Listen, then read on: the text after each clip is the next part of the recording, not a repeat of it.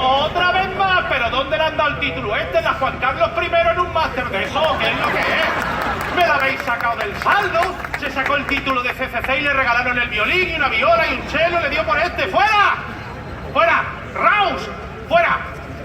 ¡Fuera! Donde yo no te vea. ¡Fuera! ¡Fuera!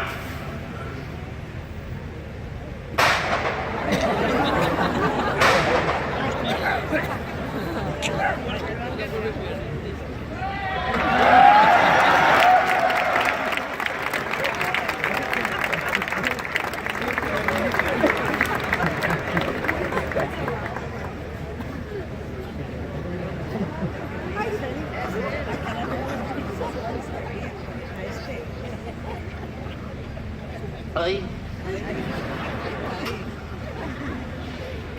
¿Qué sería de un gran director sin un gran concertino?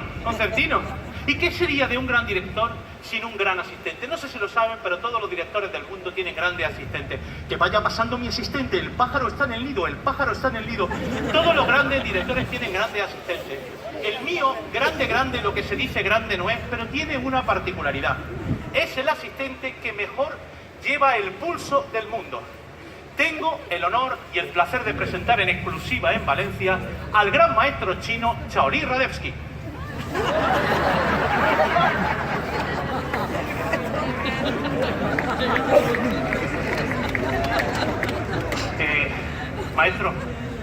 Maestro, hay que llevarlo a dos. Chino. Hay que decirlo en chino. En chino, así. ¡Tres delicios! ¡Yo soy a dos! O lo que sea.